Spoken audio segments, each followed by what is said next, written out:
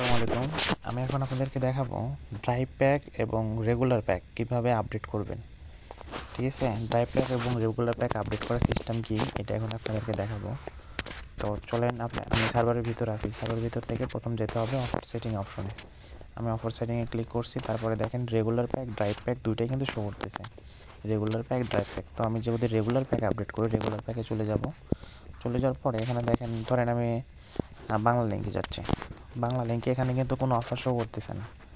এখানে কিন্তু কোনো অফার নাই। এখানে দেখা গেল যে এখানে একটা করে রেগুলার প্যাক, আপনি কমপক্ষে 50-60টা রেগুলার প্যাক হবে।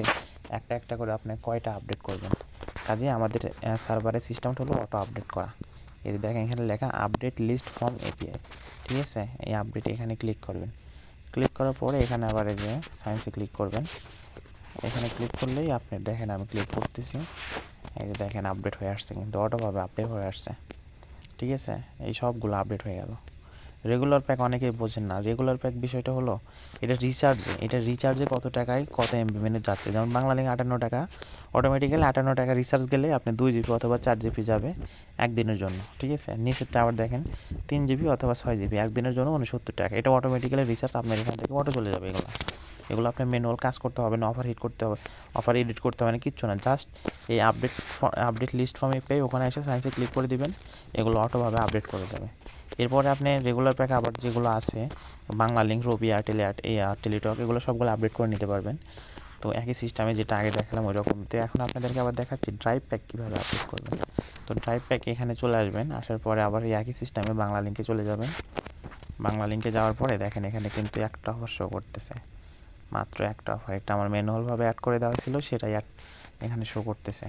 তো আপনি যে আপডেট লিস্টে এখানে যাবেন, যাওয়ার পর আবার এই যে সায়েন্সে ক্লিক করবেন। ক্লিক করার পর দেখেন এই যে অফার কিন্তু চলে আসছে। আপনি কোন অফার, কয় টাকা, সবগুলো কিন্তু চলে আসছে। ঠিক আছে, তো এখানে আপনার অফারের সিস্টেমটা হলো, অফার লাভ করতে গেলে আপনার কাজগুলো করতে হবে কি, এই যে এখানে 998 টাকায় 80 জিবি, 60 জিবি অথবা 80 জিবি 1500 মিনিট 30 দিন। এই 677 টাকাতে দেখতেছেন 998 টাকা অফারটা। এটা হচ্ছে রেট পরিবর্তন হয়, আপনি ঘন ঘন আপডেট করতে হবে। আপডেট করে এই লিস্টটা যে কয়েক টাকা লাভ করবেন, এটা হচ্ছে আপনি কেনা রেট।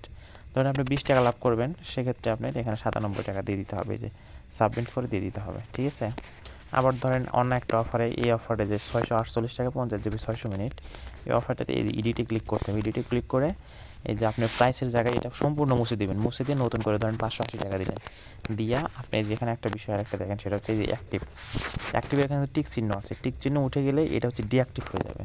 ঠিক আছে, এটা হচ্ছে অ্যাক্টিভ এই যে এখানে ডিঅ্যাক্টিভ শো করতেছে, দেখেন এই যে ডিঅ্যাক্টিভ শো করতেছে। তো এই অফারটা কিন্তু আপনি অ্যাপসে এখন দেখাবে না, যেটা ডিঅ্যাক্টিভ সেটাই অ্যাপসে দেখাবে না। এগুলো কাজ করবেন কীভাবে দেখাচ্ছি আমি।